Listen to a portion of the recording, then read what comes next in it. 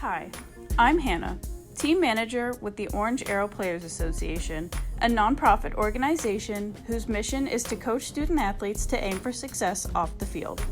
Please consider making a play by giving, hosting a fundraiser, subscribing to our podcast and YouTube channel, and staying connected on social media at Orange Arrow PA.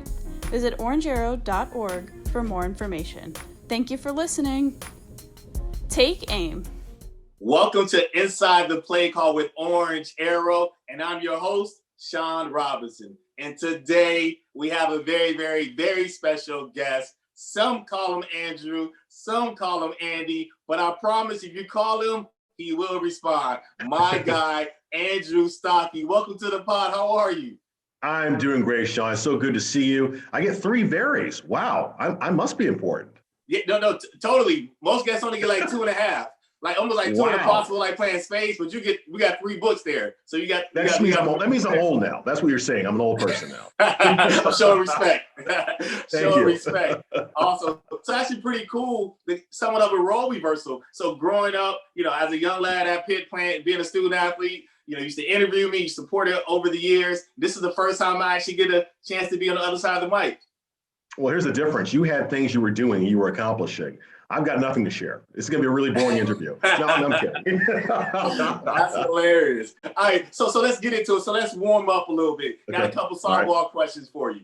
Okay. So you are competing in the Olympics. You can compete in any sport. What sport would you compete in? I would say figure skating. I skate a lot during my free time here. It's my winter exercise. I started back up about 5-6 years ago, and I absolutely love it. I go down to the rink here and skate. In fact, I just did it today. Not that I can do double axles, but I would like to try figure skating. How about that? So, so you're in Pittsburgh. I'm in South Florida. I'm not sure if I had the opportunity to figure skate here, but that's something I wanted to learn though. I'm a so roller skater. I haven't skated out in a while. Attempted in a while, but I've never attempted to figure skate. So maybe one time when I come back in the winter after COVID, you have to take me out there and give me a lesson or two. I would love to. I think you do it, you get hooked on it, and you find a place in South Florida to skate, someplace. Awesome. All right, next one. You had your choice. Live in a city where the temperature never falls below 100 degrees, or live in a city where it only snows. 100 degrees, only snows. 100 degrees. I mean, I like winter sports, but let's be real. I hate shoveling. I hate the cold. I hate having to wash my car every 2 days. So definitely turn on the heat for me. There it is, 100 degrees. Last one. Okay. Favorite TV show of all time? All time. All time. That's hard. Oh, goodness. What's my favorite TV show of all time? All I need is one. Okay. All right. You know what? I love Mad About You. I don't know if you remember that show from the 90s. Yeah. I love it because it's about a couple and they're trying to navigate the whole marriage thing. And it's kind of funny. I mean, I just think it's a funny, interesting show. It's not realistic in terms of the nice condo in the middle of the city, but I used to watch that show all the time. So I would probably say Mad About You. Mad About You. I like that selection. Mad About You. Not Mad About You. So take us back. Talk about your childhood, growing up. You are originally from Chicago, is that correct? I was born in Chicago way back in 1968, so I'm old. You don't look it. You don't look well, it. You still look the same as if when I was a freshman in college. I'm getting older, you're getting younger. Oh, thank you. You're very kind. No, I was born in Chicago, and my father worked for the Internal Revenue Service. So we moved around a lot when I was a kid. Before I was 9, I lived in Chicago, Los Angeles, Kansas City, Washington, D.C. Before my parents finally settled down in Connecticut, so myself and my brother could have a more normal childhood. And so I grew up in a small town in Connecticut called Simsbury, Connecticut, which I'm sure you've never heard of, and most people haven't. But that's where I did most of my growing up. So I guess I'm a New Englander just by where I've lived and where I'm from. And so I grew up there, really enjoyed the experience between about 2 hours from Boston, 2 hours from New York. That's what I was going to ask. Okay, so how far are you from Bristol? Bristol was 30 minutes. Oh, it's really close. Okay. Yeah, really. That's where I interned in college. Literally, it was so close to my house. I went ahead and interned out there, and Bristol, Connecticut, at ESPN. Okay. I did a couple internships there when I was in college. I went to Ohio University for college, Athens. Yeah, Athens. Yeah. Now I won't bring up any bad memories of Ohio U because I know Pitt fans don't want to hear about that.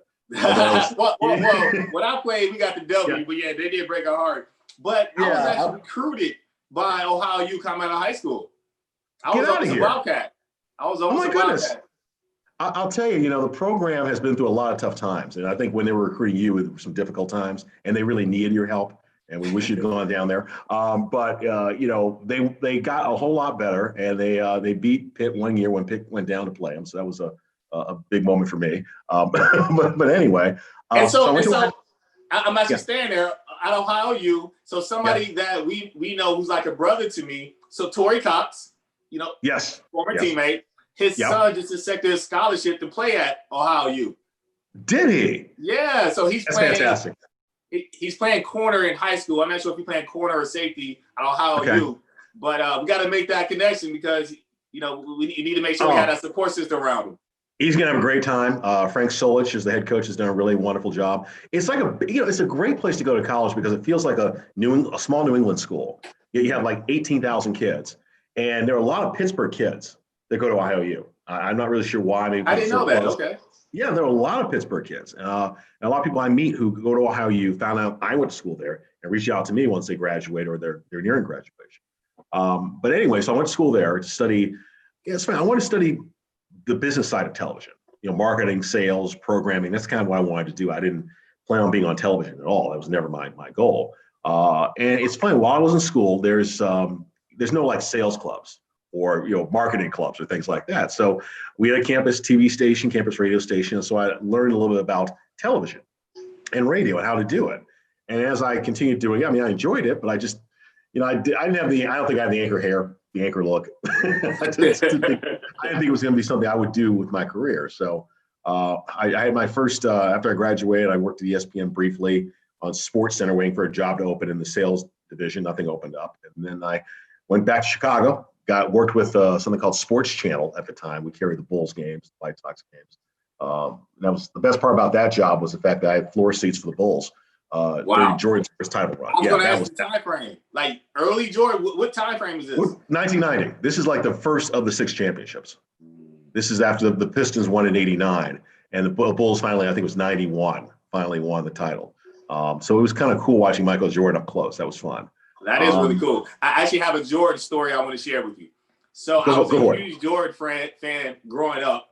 And growing up in Warren, Ohio, about 45 minutes from Cleveland, my mom was so kind to take me to one of their games. It was when it was the playoff game when they were playing the Cavs, when he made an iconic shot over Craig Elo. Against Craig Elo, yeah. He was like floating for like 5 seconds around the free throw line. So it gets better. So we were there. Right before that shot, there was a timeout call. And so my mom, it was just my mom and I, she wanted to beat the traffic. So she said we should leave. So we actually left during the timeout. And then it wasn't until we heard fans running outside screaming the Bulls won. And I'm like, what you mean they won? So my aunt was living in Cleveland at the time. We went there and actually saw the replay on television, even though I was actually at the game. Incredible. Thanks, Mom. Shout out to Mom. Yeah, we love our mothers, but sometimes. Right. Well, the nice thing, but now I might be the only person who has that story, my mom and I. So that's something I can share now. That's true. And you still have the ticket, I'm assuming, right? You have the ticket stub? Because they used to hand out tickets way back when. I know, I don't, though. I wish. That would have been clutch. That would have been clutch. Yeah. You can say you were in the building. You were at least in the building. Exactly. So 90s, Bulls, Chicago. Yeah, so I was there for about 6 months. I found that really I wasn't passionate about sales and the business side. It just really wasn't. And you kind of get to a point in your life, at some point you're like, what is it I want to do? And I said, you know what, I enjoyed television because it was about storytelling. It was about creating something every single day from nothing.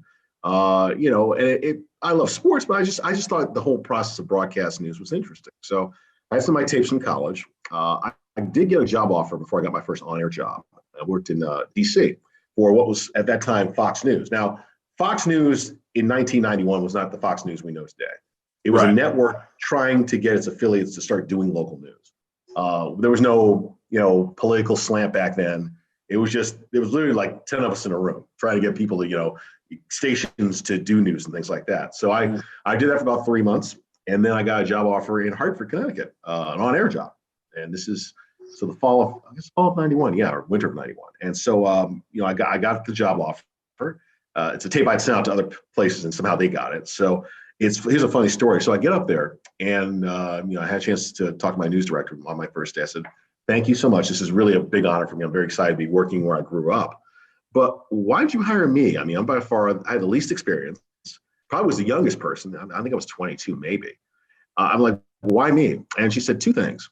Number one, we were looking for somebody who was from the area, who knew Connecticut sports on the professional college and high school level. And second of all, this is 1991, remember, you don't have a mustache. Wow. Back then, remember everybody tried to look like Tom Selleck, or everybody had a mustache or facial hair? I didn't. So I know that sounds kind of ridiculous for hiring somebody, but I think that it's kind of like, let's look at somebody who doesn't look like everybody else. So I've never had a mustache. How about that? You still don't have a mustache. Do you ever I've tried keep a mustache or a beard? I had a goatee back in '01 for like 3 weeks, and I loved it. And my news director said, "Nah, no." I said, "Okay." So this is the way I've always looked. But that was my first foray into television. So I've worked in Hartford. I worked in Mobile, Alabama. After that, for about 2 years, and I came here in 1995. How about that? Yeah. So you talked about Hartford. Now, Patriots fan growing up? No. Honestly, I've always loved the Bears. I was a big Bear. I was more of a Walter Payton fan. Walter Payton. Oh, yes. Yeah. Yeah, I'm with you here. Sweetness. Mm-hmm. Yeah. I mean, Walter Payton, and of course, I grew up during the '85 Bears. That whole championship season. Now, do you remember the song? Oh, the Super Bowl Shuffle? Yeah. Oh yeah. I'm not gonna sing it, but I remember. Come on, we are the Bears. Shuffling crew. I remember the song. Bad song, but it was just kind of cool. That was a fun team. That was a fun football. Yes, it was. My uncle actually played college ball with Richard Dent at Tennessee State. Oh, get out of here! Wow. Yeah, Richard Dent. I remember. I mean, Willie Gault. I mean, they had some talented characters on that team. The Fridge. The Fridge. Samurai Mike Singletary. Right. They had that team. Honestly, the fact they won Super Bowl is really sad. I mean, that was a team that was as talented as any I've ever seen. I mean, defensively, people are like, what's the greatest defensive team of all time? I mean, and people are going to say the 76 Steelers because of what they accomplished. They had six shutouts that year. But I've never seen a team do what the '85 Bears did, where they would basically dominate the game literally from the very beginning. Like, you knew the other team had no chance. Yeah, there was never an instance where you thought, they were that good. And they should have probably gone unbeaten too. That was Buddy Ryan the defensive coordinator? Buddy Ryan, yep. Mm-hmm. Yeah. Mm-hmm. No, they were incredible. I remember the '85 team. I was young, but I remember that team. Well, here we are 35 years later. We still talk about them. Yeah. That's how great they were. That Ravens team was pretty strong too. The one with Ray and Ed. I forgot which year, but when they were 2000 team. The 2000 team. So that was my three favorite defenses are the 76 Steelers, the '85 Bears, and the 2000 Ravens. And the only difference between the three, honestly, is the fact that the 76 Steelers didn't win the Super Bowl. The other two did. Okay. And so that was the only difference. But I mean, those were three really amazing defenses. And I think if you're a football fan, go back and go to YouTube, watch the highlights. It's just amazing. Rank them right now, the three.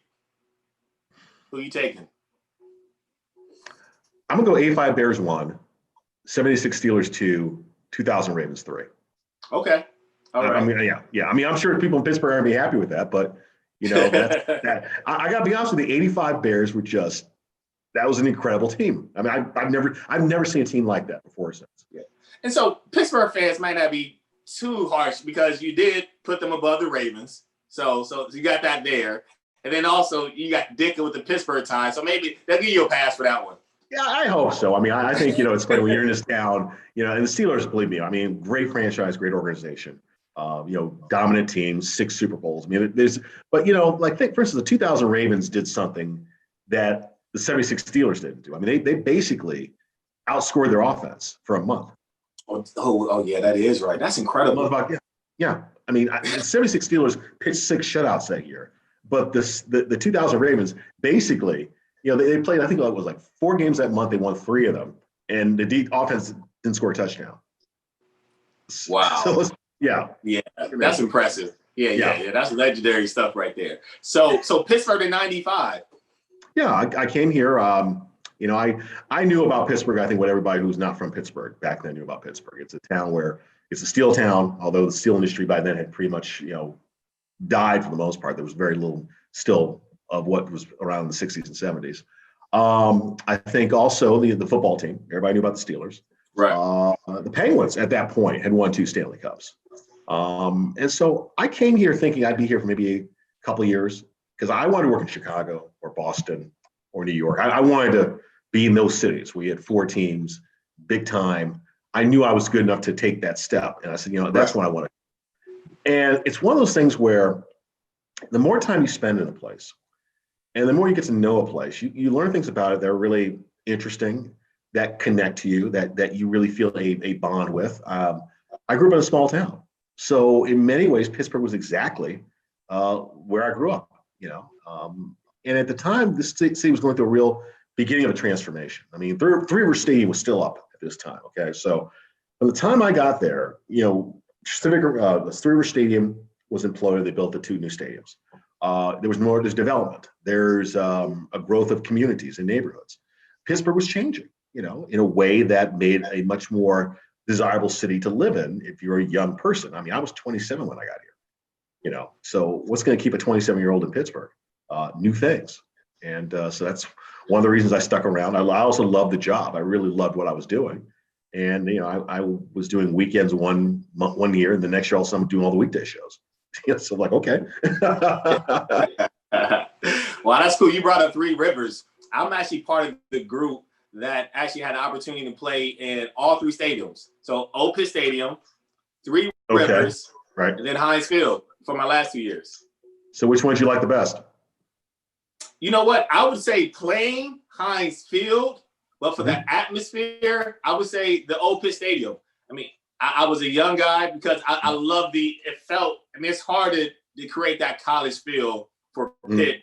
Right there, you see the Pittsburgh, still a country. You got the you got the Pirates, you got the Penguins. But we felt like we had our own community right there on campus. Students would just walk out the doors, right down into it. Because I remember the last game at Pitt Stadium was against Notre Dame, which I'm sure you were there, and it was just incredible.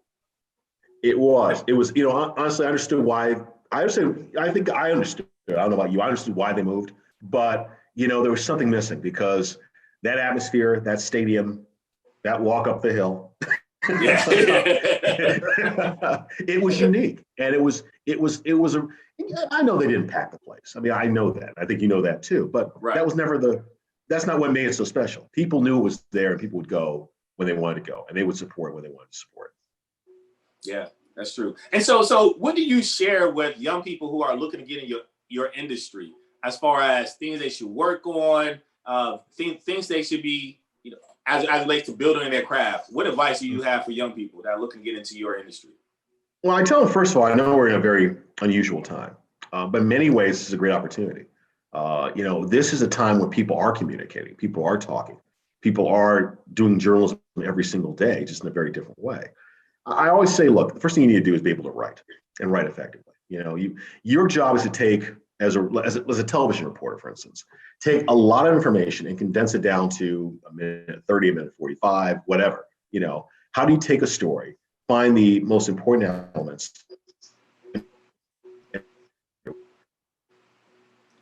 write effectively, learning how to communicate effectively too. On television, it's not so much you trying to impersonate somebody, because a lot of young people who do this. I mean, you remember as an intern, it was kind of like, there's a guy I want to follow. I want to have his style or her style. Right.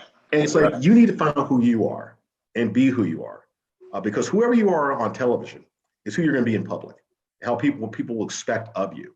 So it took me a while to figure out who I was, but I know who I am now, and this is me. And hopefully, the person you see sitting here today is the same person you see on television. That's my goal. So those are the 2 things. And I think the other thing is, I would not worry about, like, I want to be a sportscaster, so I have to get a sports job. I want to be a news anchor, so I have to get an anchor job. That'd be nice and all, but if you open your mind up to other opportunities within this business, you will be amazed at what's out there. I mean, I started out as a sportscaster because I knew sports. I luckily got a sports job. But as you know, I mean, I left sports back in '06 for 10, almost not 10 years. Was it 5 years? 5 years to do news because I began to find an interest in news. Now I do both. And I get to do, cover the campaigns this year. I was covering, the protests and the racial awakening. I'm covering the sports scene, business news. It's great because I get to do a little bit of everything. And now it's fun because so many things are kind of colliding at once now. We're going from a presidential election is now over, as far as we know. Yeah.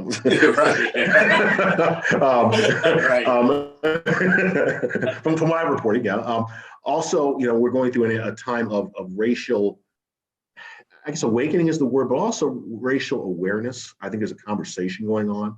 There's a actual effort to let's see what we can do to try and find this common ground. Now that it seems everybody understands there's a problem, and there's been a problem for a long time. So one thing I'll bore you with one thing real quick. We do something at Channel 4 called WTA Listens that I've been doing a lot of the stories on since June. And what we decided to do was, it's time for Black Pittsburgh to tell its story. So what we do is we approach different, Black or African-American Pittsburghers in various walks of life. Some are big ways, successful financial people. Some are just your everyday people. And we're saying, well, tell us your story. Tell us what's going on. Tell us what you think, what you feel, what you see. And it has been eye-opening, I think, for our audience. It's been eye-opening for me. You learn about aspects of Black life. You thought you knew everything? No. So in many ways, it's been fun to do those stories and meet these people and hear these stories and share them with our audience. And that's part of the fun of what I do. I mean, I love sports. I love the Steelers and Penguins and Pirates and all that. But you know what? I know when I do one of those WTA Listen stories, it has an impact because it's something that people haven't heard. We don't edit. We don't put say you can't say this, you can't say that. We're like, tell us your story and just let it go.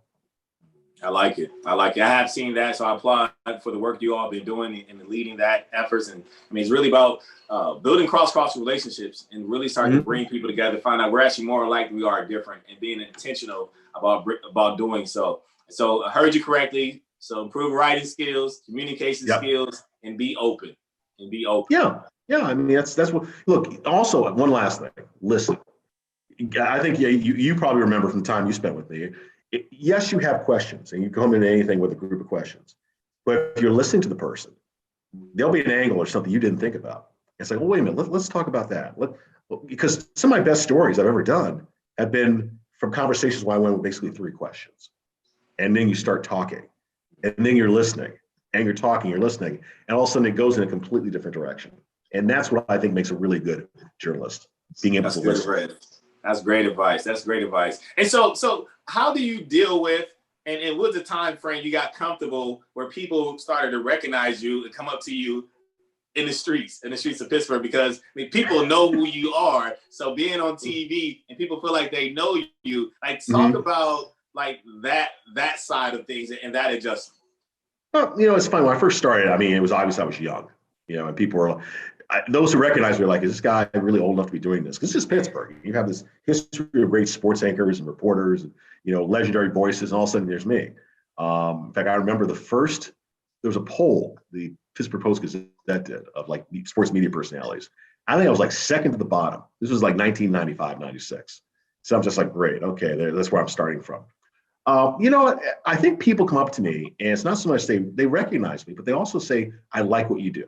That's the greatest compliment. I mean, whether it's covering high school sports, like people can tell I care about kids. They can tell that I'm not sitting there giving my opinion.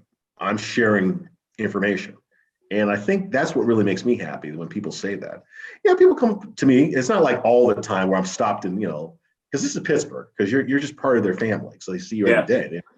But, it's the fame part of it, honestly, as time goes on, it kind of gets lost on me because I don't really feel famous. I don't feel like, I feel like when I'm in the studio doing what I do every day, and I'm on the air, I do the 5 o'clock news, I do sports at 6, 11.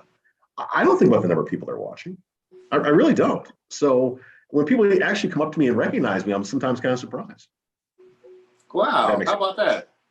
Yeah, it just doesn't. I think more people, when they see you in unfamiliar places, like when I'm skating and people recognize me, it's like, you skate? You know? Right. I thought you only report. Right. Yeah. Or when, when they see you in an unusual place. But no, I mean, I wish I could tell you, like, I have legions of followers, I sign autographs, and I do all that. But honestly, I think because when I'm off the air, I dress very casually. I'm a jeans guy, t-shirt guy. I wear this. I'm not in a coat and tie.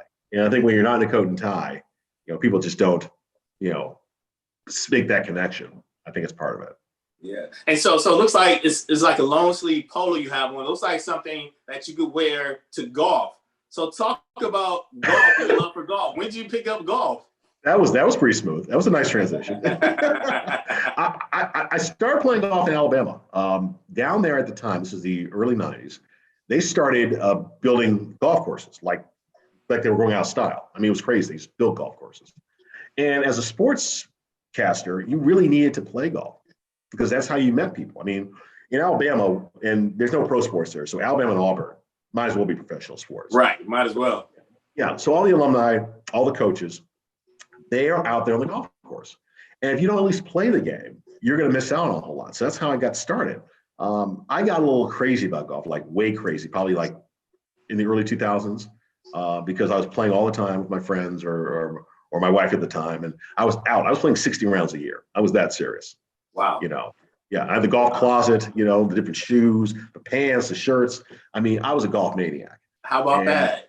Yeah, I'm on my way there. So you're playing. Yes, I'm on my way. Not quite maniac, but you catch about another year, I might be there. Well, I mean, here's the thing. As you get older, you begin to realize, you know what, I'm not going to be on the pro tour. I need to stop acting like I'm going to be a professional. I play some of my best golf now because I don't play as much. I play maybe, during this COVID thing, probably maybe 5 or 6 rounds tops. I just don't play that much anymore. Wow. Well, because it takes so long to play. I mean, here's the problem. I dare you to tell me there's a round of golf played in less than 4 hours in this country. Anywhere. Yeah. It's tough. Yeah. You know what? I will say this. Okay. During this time of COVID, having separate carts, having 4 carts to a group, that did speed up the game a little bit. So I agree. We still have to do that here in South Florida. So it's probably 3 hours and 58 minutes, but but we may be under 4, not quite sure. Well, I love the game. I love playing, but it's not something that I don't feel the passion I used to, because there's other things I've done in my life. I like skating is something I like to do. I've gotten to bicycling. I finally got a bike 2 months into this thing, and started biking. I used to run. I found there were other things to do other than play golf all the time. But, at the same time, golf is a sport you can play for the rest of your life. And you can't do that with anything else. So, maybe I'll get back to at least maybe 30 rounds a year at some point. Yeah, no, that'd be great. And it's interesting. So my granddad, who is actually from Alabama, he introduced me to the game, and I truly enjoy it. And I'm still blown away how here in South Florida, I can play all year round. Like December, I played this past Sunday. It was 81 degrees. So it's incredible. So it seems like Shawn. 2 things. Yes. Thank you for reminding me. Yeah, definitely. Got you. You can count on me to rub that in. So there's 2 things we have to do. We have to go ice skating in the winter. Yes. And then in the summer, we got to go golfing. Well, I think golf we can make happen, because I'm sure the next time you come up this way, it'll be warm. Right. So it'll be in that order. It'll go golf and then we'll go skating. There we go. But I'm glad you're playing. I'm glad you enjoy it, because it's a lot. It is a fun game. It is a fun game. And to your point earlier, it's actually good for networking and building relationships. I mean, it has helped me a lot to meet new people, being new to this area, be able to at least attempt to play decently, at the game of golf. And I've been able to build relationships, and that's kind of part of my community down here. And that's how you build, you get to really know people. And people are themselves on the golf course. You learn who a person is through golf, which sounds kind of cliche, but it's true. I mean, how a person reacts to things, how they act. You can hear Gary on conversations. You can get paired up with somebody, just paired up with somebody you've never met. And by the time you're done playing 18, you will know more about them than maybe some of your friends. That's true. Yep. Yeah, I got to make sure I play this. We play this for my wife, so I gotta keep finding ways to keep reinforcing. Yo, babe, you gotta keep giving me the green light to get out there and play. So she's like, it's the most warrior game. I can't get her to go out there with me. No, I can't do it. I can't do it. I used to play. Really, I played with my wife forever, and that's one of the reasons I played 60 rounds a year, because every weekend it's like she would book the tee times, take care of everything. I would just have to drive the course and play. Wow. And it was always fun because we had something to do together outdoors for 4 hours every week. Exactly. That's what I'm trying to sell her on that. Again, I'm gonna replay this for her. I gotta keep finding, keep sawing that wood. That's what Coach Joe used to say. There's no better way to spend time with your man than on a golf course. There it is. And I mean that. There's no better way. There it is. And so as we wrap up, the mission of Orange Arrow Players Association is to coach student athletes to aim for success off the field, off the track, out of the pool, wherever the playing arena may be. You've been around sports your entire life. You've seen a lot of come and go. Why is it important for a student athlete to be successful outside of their sport? Because sports is a very small part of your life. And I think you know this. I'm sure you certainly do. It's about what you do with the rest of your life. Sports will build character. You'll build friendships. You will learn lessons. You'll deal with adversity. And all those things are important. But those lessons are being taught to you through sports because you're going to need them the rest of your life. There's a reason why people who play sports tend to be more successful in their careers after sports, because they've faced the challenge. They've gone against the odds. They've been told no, So it's important for you to be a very good athlete, yes, a very good student athlete. But it's the lessons you take from your days on the field and what you do with them beyond the field. And I've seen a lot of professional athletes and college athletes like yourself who have transitioned into the world and found a calling that perhaps they didn't expect or didn't know. And they lean back on their experiences as athletes to help get them through the tough times in the beginnings of their careers. And that way they're successful down the road. So, I think even if you're a high school athlete, I think we need to also say high school athletes too, or it's not just a pro or a college. If you're in high school, you face all the same challenges that pro and college athletes do. You do. It's a smaller venue. There may not be a national championship on the line or a Super Bowl ring, but if you're playing for the city championship or the Whitfield title, that's a pretty big deal. And if you win that, you could say, you know what? I learned how to start from square one with a group of people, and we accomplished a mission, and we're champions. Now I can take that lesson and use it in my life beyond sports. Awesome. Wonderful. Andrew, thank you for your time. Time is our most valuable asset. I appreciate you carving out time to share with us your wisdom. And again, I look forward to connecting with you back in Pittsburgh, first for golf, and then I'll come back a few months later, and then we'll ice skate. Appreciate Shawn, I'm very proud of you and what you've accomplished. I mean, getting to know you as a student athlete, as a young person, and seeing what you've done and what you've become. I don't have kids, but I always feel like the young people I cover are my children because I get to see them grow and mature and become even beyond their wildest expectations.